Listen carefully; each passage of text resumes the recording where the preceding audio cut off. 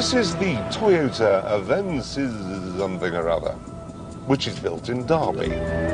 It's available as a saloon, hatch or estate, and prices start at under £14,000. This CDX costs £18,300. There's a choice of engines too, which are carried over from the old Carina. This one has a lean burn 1.8, which can do 38 miles to the gallon. That's very good, but then this is not a fast car. It is a slow one. It is also dull to drive and dull to behold, despite the best efforts of those snazzy wheels and the sudden paintwork. There's really only one way to describe it. It is a car. If this were the only mid-range saloon that you could buy, then it would be fine. But it isn't.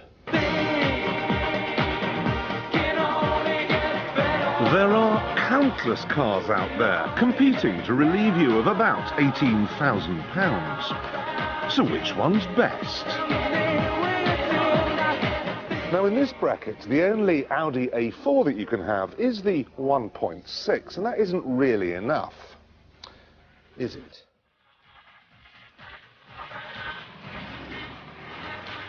Now BMW are much more generous on both this and the forthcoming new model.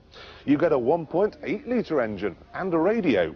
But the door mirrors, the handbrake, the seats, the glass, the steering wheel, the roof, the boot lid and the bumpers are all pricey options.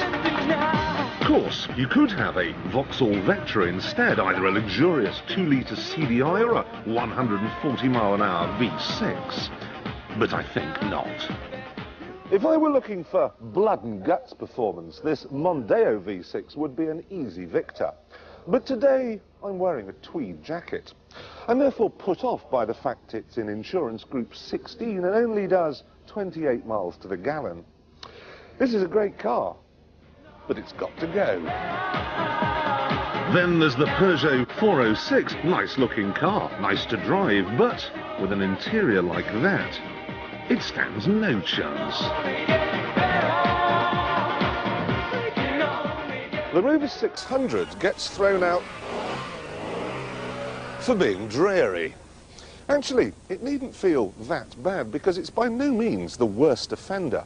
Some cars are so boring we didn't even bother bringing them along. The Mazda 626, the Mitsubishi Galant, shivers.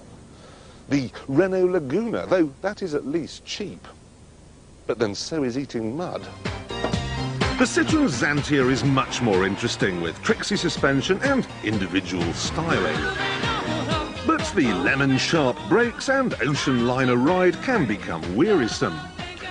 The likeable Subaru Legacy fails too. If you really need four-wheel drive, get a Land Rover Freelander.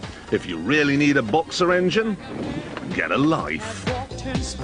And now I find myself back at the Toyota Avensis, which is easily the most economical car here. But it is also far too slow. So go on, keep going. Right the way out. Right the way, keep going. That's it. And you. The VW Passat is much admired by Quentin, and I can see why. If it were a person, it would be solid, like a bank manager who plays golf. Now, the reason why I don't like the Passat is because if it were a person, it would be solid, like a bank manager who plays golf. The Passat these days seems to have picked up the baton dropped by Volvo. These days, the Swedes seem to make the boy racers' wheels of choice. But while the S40 is undeniably fast, it's also quite expensive. And not that nice to drive. So, what about the ordinary 2-litre Ford Mondeo? Well, we keep telling you that it's very, very good. And then every year in the JD Power Survey, you tell us that it's very, very bad. Well, you're the boss. You pay the licence fee. So now we're left with three really rather good cars, the fastest of which is the Nissan Primera.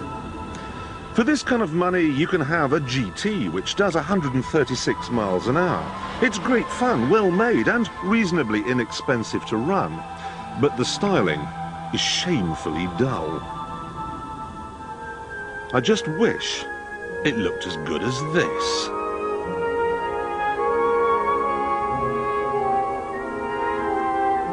It's the new Alfa Romeo 156, and no arguments please, it is the best looking car here.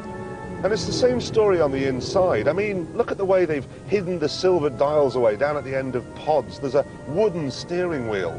Whoever designed this car had Castrol R in his veins. He had a soul. He had passion. And then there's the handling. I mean, it's just stunning. And then you just bury the throttle. It's only a little 1.8 litre engine, but oh, the noise, and it does 131 miles an hour. I love this car. I do, I love it. I'm going to elope with it. It is fantastic. If it were my money, I'd have the Alfa Romeo like a shot. But it's your money we're talking about here. And that's why the overall winner has to be the Honda Accord. It does 35 miles to the gallon. It's the cheapest car in this class to insure, and you'll never have to pay for repairs, partly because it has a 3-year warranty, and partly because these things never go wrong. It's also good looking, spacious, and on top of all that, it's assembled in Britain. And there is an awful lot to assemble. I've got cruise control, air conditioning, an electric sunshine roof, 2 airbags, anti-lock brakes. This is not only the best equipped car we've seen all day, but at £16,700 by some considerable margin. It's also the cheapest. The only thing that's missing really is Honda's incredible VTEC engine. Still, this one does 124, and let's be honest, that is enough.